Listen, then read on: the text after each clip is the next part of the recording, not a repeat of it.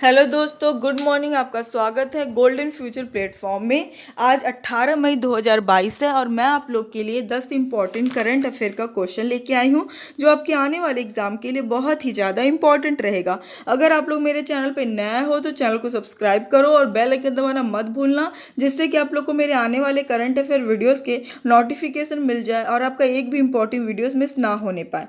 आज का हमारा पहला क्वेश्चन है, हाल ही में विश्व दूरसंचार और सूचना समाज दिवस कब मनाया गया है? इसका सही आंसर है ऑप्शन ए 17 मई। 17 मई को विश्व दूरसंचार और सूचना समाज दिवस मनाया गया है। अंतर्राष्ट्रीय दूरसंचार स्थापना के अवसर पर यह दिवस मनाया जाता है। इसको 1969 से मनाया जा रहा है और 17 मई को ही हर साल मनाया जाता है। इसका उद्देश्य क्या है? टेक्नोलॉजी के बारे में जागरूकता फैलाना। और इस साल का थीम क्या है जो इम्पोर्टेंट है? वृद्ध व्यक्तियों और स्वस्थ उम्र बढ़ने के लिए डिजिटल प्रौद्योगिकी।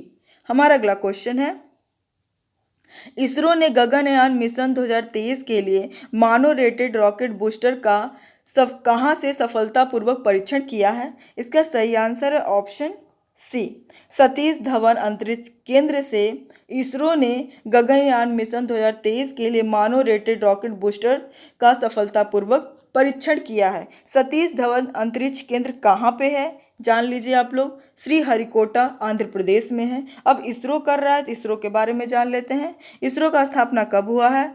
15 अगस्त 1969 को इसका स्थापना हुआ है। हेडक्वार्टर इसका बेंगलुरु कर्नाटक में। संस्थापक हैं विक्रम साराभाई और अध्यक्ष हैं एस सोमनाथ। हमारा अगला क्वेश्चन है, हाल ही में किस राज्य ने 16 मई को अपना राज्य दिवस मनाया है? इसका सही आंसर है ऑप्शन सी, सिक्किम। सिक्किम राज्य ने 16 मई को अपना राज्य दिवस मनाया है। अब सिक्किम मना रहा है तो सिक्किम के बारे में जानेंगे। इसका स्थापना कब हुआ? 16 मई 1975 को और राजधानी है गंगटोक। मुख्यमंत्री है प्रेम सिंह तमांग। राज्यपाल है गंगा प्रसाद। विधानसभा सीटों की संख्या कितनी है? 32 है और राज्यसभा और लोकसभा सीटों की संख्या 1 है। हमारा अगला क्वेश्चन है, डिजिटल करेंसी बिटकॉइन को कानूनी मान्यता देने वाला पहला अफ्रीकी देश कौन सा बना है? इसका सही आंसर है ऑप्शन बी, मध्य अफ्रीकी गणराज्य बिटकॉइन को कानूनी मान्यता देने वाला पहला अफ्रीकी देश बना है। अब पहला अफ्रीकी देश तो मध्य अफ्रीकी गणराज्य बन गया है और दुनिया का पहला देश कौन सा बना है? अल साल्वाडोर दुनिया का पहला देश बना है जो बिटकॉइन को कानूनी दर्जा दिया है। अब मध्य अफ्रीकी गणराज्य आ रहा है तो इसके बारे में जान लेते हैं। इसका जो राजधानी है बंगुई है और करेंसी है सेंट्रल अफ्रीकी CFA फ्रैंक। बिटकॉइन क्या होता है? बिटकॉइन एक डिजिटल करेंसी है। हमारा अगला क्वेश्चन है, हाल ही में सेंट्रल कोल फील्ड लिमिटेड के नए निदेशक कौन बने हैं? इसका सही आंसर है ऑप्शन सी, राम बाबू प्रसाद सेंट्रल कोल फील्ड लिमिटेड के नए निदेशक बने हैं। राम बाबू प्रसाद ने भोला सिंह की जगह ली है। अब सेंट्रल कोल फील्ड लिमिटेड आ रहा था, इसके बारे में हम लोग जान लेते हैं। इसका स्थापना कब हुआ है? 1 नवंबर 1975 को इसका स्थापना हुआ है और हेडक्वार्टर इसका रांची झारखंड में। अब इस क्वेश्चन में कैंपबेल विल्सन आ रहा है जो एयर इंडिया के MD और CEO हैं। संजीव बजाज भारतीय उद्योग परिसंघ के अध्यक्ष नियुक्त हुए हैं। हमारा अगला क्वेश्चन है, हाल ही में किसे बैंक ऑफ इंग्लैंड के मौद्रिक समिति में बाहरी सदस्य के रूप में नामित किया गया है? इसका सही आंसर है option C, doctor Swati Dhingra Bank of England के मौद्रिक समिति में बाहरी सदस्य के रूप में नामित किया गया है। डॉक्टर स्वाति ढींगरा कौन है? भारतीय मूल की अर्थशास्त्री हैं। अब बैंक ऑफ इंग्लैंड आ रहा है तो इसके बारे में हम लोग जान लेते हैं। इसका स्थापना कब हुआ है? 27 जुलाई 1694 को और गवर्नर कौन है? एंड्रयू बेले। अब इस क्वेश्चन में राजेश उन्नी हैं जो मैरीटाइम एंटी करप्शन के उपाध्यक्ष हैं। निधि छिब्बर CBSE की अध्यक्ष बनी है और रविंद्र सिंह ढिल्लो रेक लिमिटेड के CMD नियुक्त हुए हैं। हमारा अगला क्वेश्चन है, हाल ही में किस संस्थान ने national data and analytics platform को लॉन्च किया है? इसका सही आंसर है ऑप्शन ए नीति आयोग। नीति आयोग ने national data and analytics platform को लॉन्च किया है। इसका उद्देश्य क्या है? सरकारी स्रोतों में डेटा को मानकीकृत करना और लचीला विश्लेषण प्रदान करना इसका उद्देश्य है। अब नीति आयोग कर रहा है तो इसके बारे में जानेंगे। इसका फुल फॉर्म क्या होता है जान लेते हैं।